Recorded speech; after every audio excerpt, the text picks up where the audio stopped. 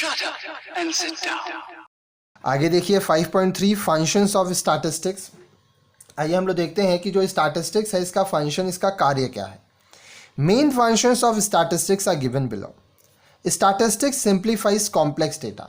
अब देखिए जो भी जटिल, कॉम्प्लेक्स मतलब जटिल, बहुत ही उलझा हुआ, जो भी इस आंकड़े होती हैं उनको यह आसान बना देता है।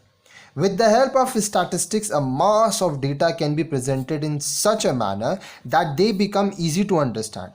Example, the complex data may be presented in the form of totals, averages, percentage, etc.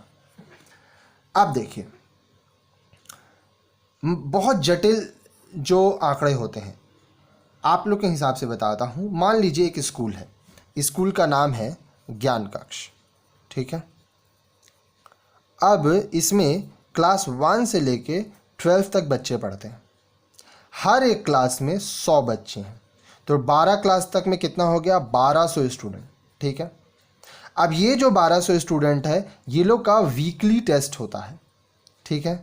तो साल में मैं मानता हूँ कि चलिए 30 टेस्ट होता है, तो 1200 इंटू 30 अगर मैं करूँ तो 36,000 मैं टेस्ट ले लूँगा। अब ये देखिए डेटा कितना बड़ा हो गया। तो जब हम लोग स्टैटिस्टिक्स के थ्रू बात करेंगे, तो अगर हमको क्लास 12 का डेटा देखना है, स्टैटिस्टिक्स के थ्रू में जाएंगे, 12 के डेटा में 100 जन का 30, तो 3,000 टेस्ट है।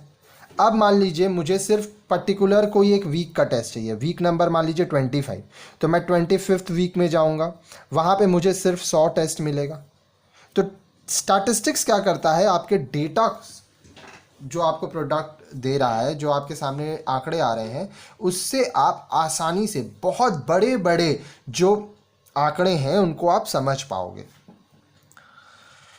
अब ये टोटल, एवरेज, परसेंटेज, हर एक चीज़ में हम लोग कैलकुलेट करते हैं। Statistics presents the fact in a definite form. By stating conclusions in a numerical or quantitative form we can achieve definiteness. अब देखिए स्टैटिस्टिक्स हम लोग को क्या कर रहा है, जो भी आंकड़े दे रहा है, जो भी तथ्य दे रहा है, वह एक स्पष्ट रूप में दे रहा है, ठीक है। वो एक नंबर है, जो नंबर एकदम फिक्स है, यही नंबर है। जैसे आप अगर क्लास 10 में है, 10 में मान लीजिए आप जो भी बोर्ड में है, मान लीजिए NIS में इस बार 5 लाख स्टूडेंट एग्ज़ाम दिए, CBSE में 15 लाख दिए, वेस्ट बंगाल में 10 लाख दिए, तो ये क्या है, एकदम डेफिनेट डेटा है। Statistics provides a technique of comparison. अब देखिए स्टैटिस्टिक्स से क्या होता है, हम लोग को यहाँ पे एक तकनीक मिलता है जिससे हम लोग तुलना कर सकते हैं, कंपैरिजन कर सकते हैं। By using statistical tools such as average ratio, percentage etcetera, data can be made comparable for drawing conclusions. अब जब हम लोग जो भी स्टैटिस्टिक्स के टूल्स हैं इनका इस्तेमाल करते हैं, जैसे हम लोग एवरेज निकालते हैं, रेशियो निकालते हैं, परसेंटेज निकालते हैं, तो इससे हम लोग निष्कर्ष निकाल सकते हैं, अलग अलग जो आंकड़े हैं उनको तोल सकते हैं, उनकी तुलना कर सकते हैं। आइए आगे देखते हैं। Statistics studies relationship. अब देखिए जो भी संबंध है आंकड़ों के बीच में, उनको हम लोग पढ़ सकते हैं स्टैटिस्टिक्स के जरिए। Correlation analysis is used to discover functional relationship between different phenomena. Example, the relationship between demand and supply. The relationship between advertisement and sales can easily be explained with the help of correlation analysis. अब ये correlation analysis जो chapter है, इसको हम लोग आगे detail में आपको मैं पढ़ाऊंगा, ठीक है। कोरिलेशन एनालिसिस हम लोग को बताता है कि एक चीज़ के साथ दूसरा चीज़ का संबंध क्या है। जैसे डिमांड और सप्लाई का संबंध क्या है, हम लोग एडवर्टीजमेंट कर रहे हैं तो सेल्स उससे हो रहा है, उसका संबंध क्या है। तो ये जो रिलेशनशिप है ये कोरिलेशन एनालिसिस से हम लोग को पता चलता है। Statistics helps in formulating policies. हम लोग जो भी नीतियाँ बनाते हैं, सरकार जो भी नीति बनाते हैं वो आंकड़ों के आधार पर बनाते हैं। Many policies are framed on the basis of statistics like import, export, wage policy, etc.